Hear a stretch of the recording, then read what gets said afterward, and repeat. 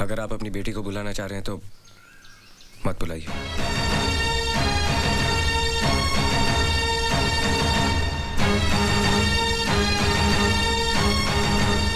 अब वो मेरे और तुम्हारे बुलाने से नहीं आएगी। वो जो सबको बुलाने वाला है ना, उसी ने उसे बुला लिया।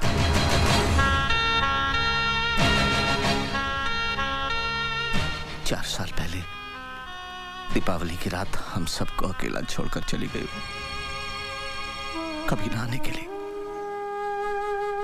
जिंदगी में जब हादसे होते हैं तो हम एक लफ्ज का सहारा लेते हैं, फेट। जितने भी लोग मुझसे मिलने आए सबने यही कहा कि ये होनी थी,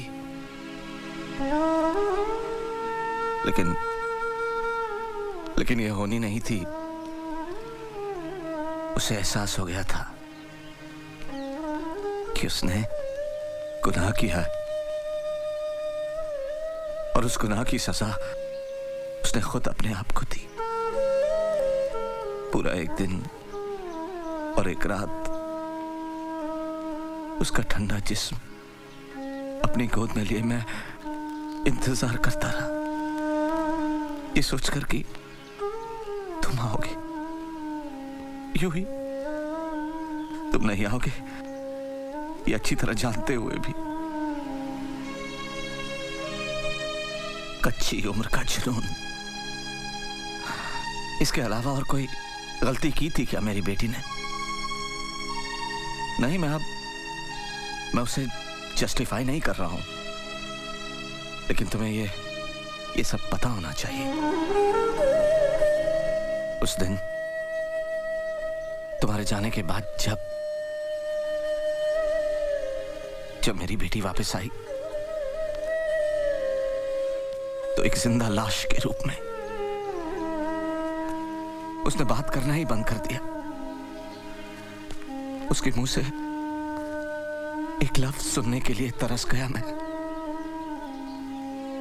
फिर अपने कमरे से बाहर भी नहीं निकली, एक बार भी रोई नहीं। आंखें जैसे दूर कहीं देखती रहती।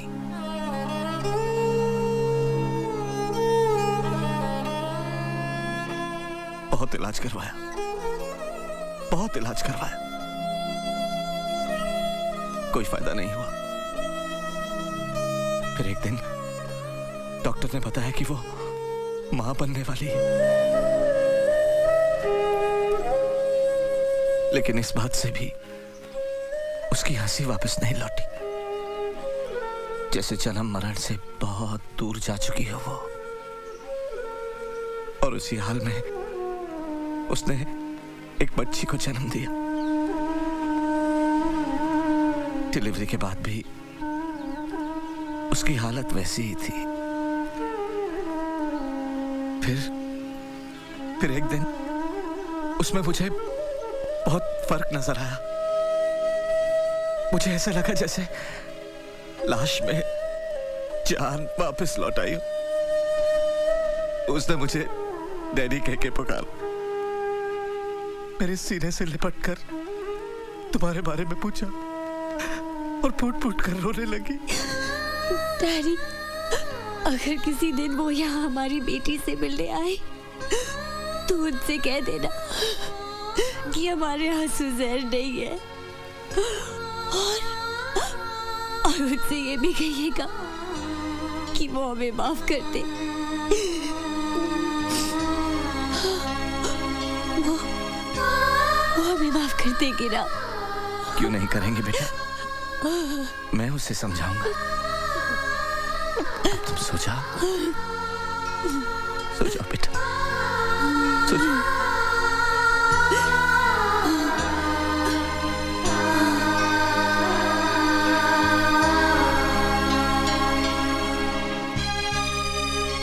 मेरी बेटी नॉर्मल हो गई है, ये सोचकर एक अरसे बाद उस रात में सुकून की नींद सोया।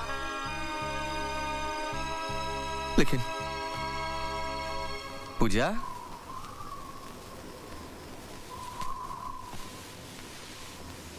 पूजा बेटे,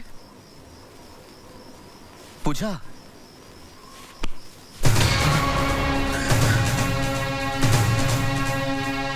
पूजा,